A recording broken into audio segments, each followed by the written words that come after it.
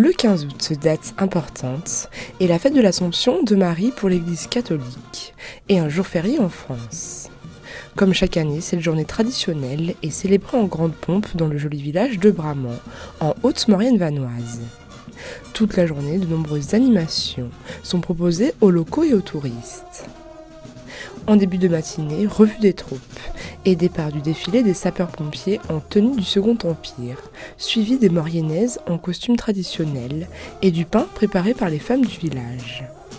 En tête du cortège, 30 éléments de la clique des sapeurs-pompiers mènent tambour battant le défilé dans les ruelles du village.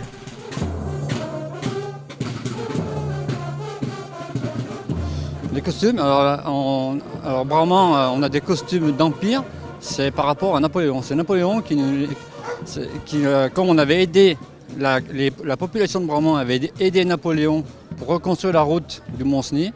Donc il nous a autorisé à porter le costume d'Empire de Napoléon. Donc il y a très peu de villages en France qui ont eu cet honneur. Bonjour.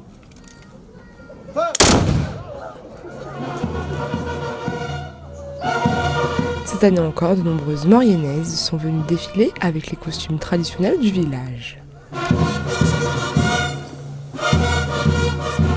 Et du coup, chaque année, on fait cette fête traditionnelle qui nous tient à cœur avec les costumes, la clique. Et...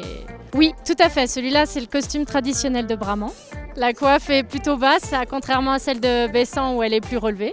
Je trouve que c'est quand même important parce que ça garde quand même un esprit traditionnel de on va dire, ce que nos ancêtres portaient à l'époque. Et ça nous rappelle un petit peu nos mémoires, on va dire. Au cours de l'après-midi, les visiteurs ont pu participer à de nombreuses activités et quelques artistes sont venus se produire et rencontrer le public, comme Niel Gumberg, qui a étourdi le public par ses acrobaties. C'est sportif, c'est très sportif. Il y a aussi toute une série de compétitions internationales qui existent partout dans le monde, en France aussi. C'est vraiment un sport qui a énormément évolué en 10-15 ans. Le niveau a explosé, beaucoup de jeunes ont repris la discipline et le monde de la compétition. Mais ça reste en fait une pratique très accessible pour tout le monde. On peut tous essayer la slackline, c'est simplement un jeu d'écoute corporelle, d'écoute de notre corps, de concentration, de patience. Et voilà, c'est un chouette challenge pour tout le monde, un chouette jeu. A noter en début d'après-midi l'arrivée officielle du train Fell au centre de la fête avec à son bord l'impératrice Eugénie. Une reproduction retraçant l'origine de ce train qui transportait de 1868 à 1871 des passagers via le col du Mont-Cenis entre la France et l'Italie.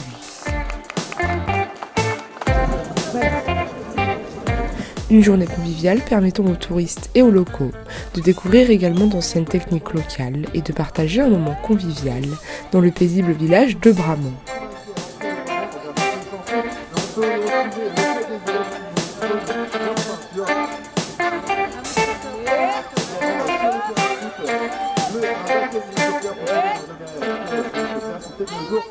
Pour vous de faire un baptême d'hélicoptère.